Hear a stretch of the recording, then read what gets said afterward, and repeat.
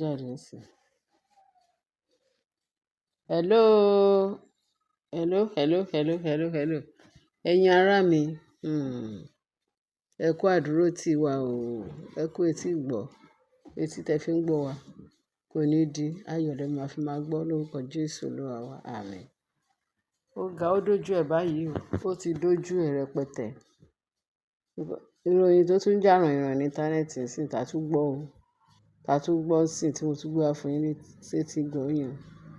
Wọ́n ní kábíyèsí pé ó ní pé bàbá Tinubu pé bó ṣe kọ̀lẹ̀ kábíyèsí Ọọ̀ni o. Tinubu pé wọ́n ní ń gbọ́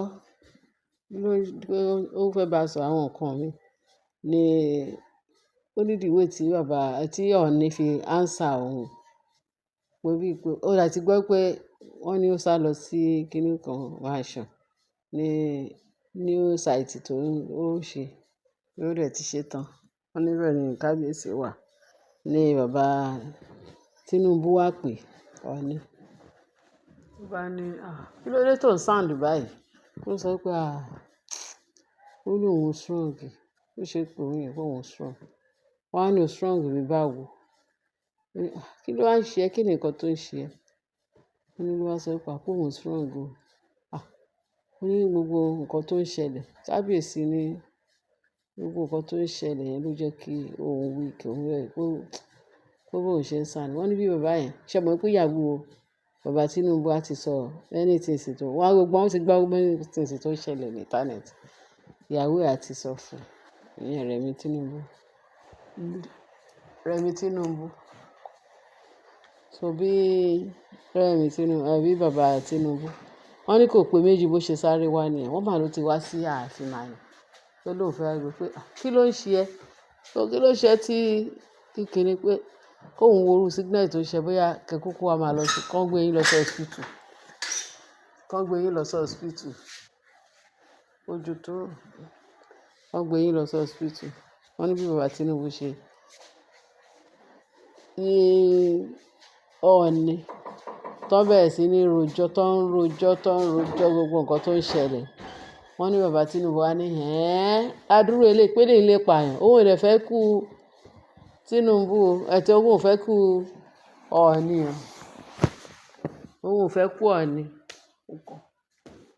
Òun ò fẹ́ kú Ọọ̀ni o sí pé torí ẹ̀ ló ń ṣe wá. Pé because òun gbọ́ many things. Pé tó wá pé àwọn wàhálà àwọn ìyàwó tó gbé sílé wọ́n fẹ́ pa is better kan vacate wọn kíákíá. Kó vacate wọn ní kíákíá ní wéréwéré torí eléyìí lágbára. Wọ́n fi torí obìnrin kò fẹ́ parẹ́ ẹ̀. Ó wá ní bàbá Tinubu wá ń béèrè lọ́wọ́ Ọọ̀ni pé ìyàwó ẹ̀ yẹn ń kọ̀ tán ní ó ní stampede yẹn tí ó ní kí ní Ìbàdàn. Wọ́n ní kéèsì Ìbàdàn gbà kan. Ó ló wà pé yẹn wà bó ló wà lákùrẹ́. Kí ló ń ṣe lákùrẹ́? Ó ní pé bẹ́ẹ̀ ni ọ̀dọ̀ ìyá ẹ̀ ló ń gbé lákùrẹ́. Ó ní bí bàbá Tinubu ṣe tutọ́ sókè. Ṣé ẹ rí ọ̀rọ̀ yìí? Ó máa lọ mú ìyàwó ẹ̀ o. Ó dàbí pé ó ní pé ìyẹn nìkan ní ìyàwó tóun ní tó calm tó ṣe kíní. Ó lóun gbọ́ pé bóyá kíní kan pé bóyá ẹ̀ sí mọ́. Kí ló wá ń wò tó fi parí nǹkan tó wà láàárín ìwà àti ẹ̀? Ó mú ìyàwó ẹ̀ tìrà. Ó dàbí pé ìyẹn ni wọ́n sọ wípé ó wà reasonable. Nǹkan tó fa nǹkan tẹ́yìn méjèèjì ṣe separate pé kó yá tètè lọ mú ní ìgbésẹ̀ náà. Ó ní kábíyèsí wá sọ pé ìgbésẹ̀ náà lòun náà ń gbé. Pé bẹ́ẹ̀ tó ní òun ò lè wá sí ààfin. Òun ò lè wá sí palace. Òun ò lè kú pẹ̀lú àwọn ìyàwó tóun gbé sí ààfin because àwọn gan-an fẹ́ pa ẹ́. Wọ́n dẹ̀ fẹ́ pa wọ́n dẹ̀ wá láti pa òun. Ọmọ yẹn lòun ò lè lọ sáàfin o àfi tí àwọn obìnrin yẹn bá kúrò láàfin. Ó ní kábíyèsí ní Tinubu wá sọ pé if that be the case òun support kó lé gbogbo wọn dànù, kó lè lálàáfíà, kó jẹ́ kí Naomi wà lẹ́gbẹ̀ẹ́, òun ló máa láàsì láìpẹ́.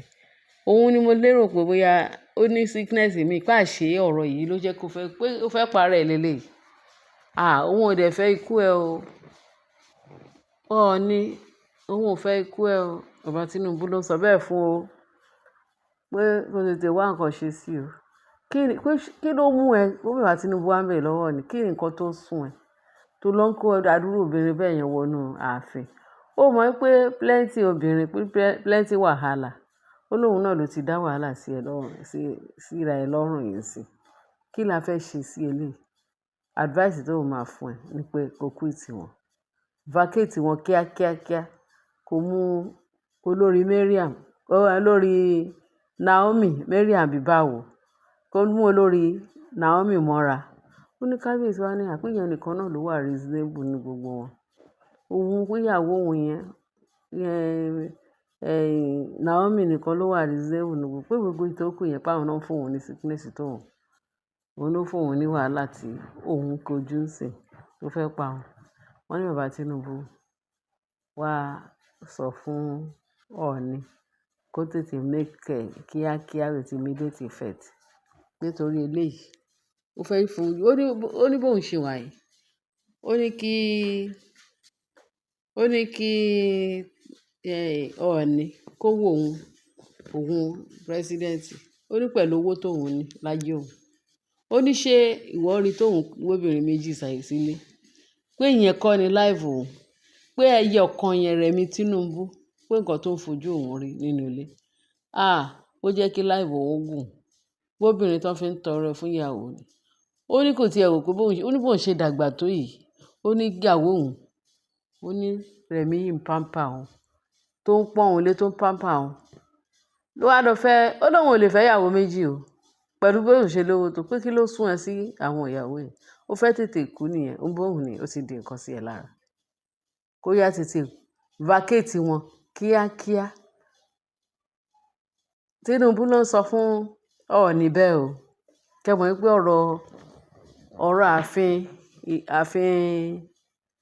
Ọ̀jájá ó ti kọjá bá ṣe lérò tá à ń sọ yìí lọ. Now, wọ́n ní kó quit àwọn kówèrè tó kó sáàfin. Ó ní kò sí nǹkan tó lè mú òun fẹ́ ìyàwó méjì pẹ̀lú bóun ṣe lówó tó. Pé kí ló sún ẹ sí? Kó wọ́n fẹ́ pa ẹ́ nì. Ìyàwó méjì, trouble méjì, mẹ́ta, mẹ́rin, márùn-ún, títí. Ó fẹ́ pa ara rẹ̀ pé ìtorí ẹ̀ lòun ṣe wá. Pé kíní yìí lágbára. Pọ́ọ̀dọ̀ pé òun ti ń gbọ́ gbogbo àwọn nǹkan tó ń trending tó ń sọ pé àwọn ìyàwó tó kó sínú ààfin tó ń fẹ́ pa ẹ́. Pé ìtorí ẹ̀ pé kíní yẹn le jù. Bó ti òun gbọ́ o. Kì í ṣe pé òun ò gbọ́ pé bẹ̀tìgbà tí wọ́n wá gbóhùn ẹ̀ bó ṣe ń ránṣọ rẹ̀ pé ó ní pé ọ̀rọ̀ yìí àbí nǹkan mi jẹ́ ń tètè lọ. Ká mọ orú hospital tá fẹ́ gbé ẹ lọ. Òun náà ló sọ pé torí obìnrin. Kó yá tètè quit wọn kó mú ìyàwó ẹ̀ mọ́ra. Tètè quit wọn kó vacate wọn. Kó mú Naomi. Ṣé nǹkan tó ń pa ẹ́ kú nìyẹn? Kó mú Naomi mọ́ra. Tó bá pé ìyẹn ló fẹ́ fún ẹ ní life. Tó bá pé ìyẹn ló fẹ́ fún ẹ ní ẹ̀mí gígùn kó yá mú mọ́ra. Ìyàwó kan lòun fẹ́ pẹ̀lú gbogbo owó tó ń rí. Ẹ̀yin èèyàn wa. Ṣé ẹ mọ̀ pé òtítọ́ ọ̀rọ̀ máa ń korò? Ẹ wo nǹkan tí bàbá Tinubu tún ti dá sí o. Ó ti ẹ̀ dídì wá. Ó jókòó sí ààfin kábíyèsí láti máa pàṣẹ fún Ọọ̀ni. Báyìí ni kò ṣe báyìí. Ǹjẹ́ kìí ṣe wonderful thing nìyẹn? So, ẹ̀yin èèyàn wa kẹ́ bá kí lẹ ti rí sí? Kẹ́ fi ìtókù sí comment section. Kẹ́ lè bá love, kẹ́ bá wa share, kẹ́ lè bá wa subscribe. Ẹ ṣé gan bẹ́ẹ̀ ṣe ń tẹ́tí sí wa. Tí n bá tún rí tuntun mi, màá tún gbé wá sí wa létí. Bye.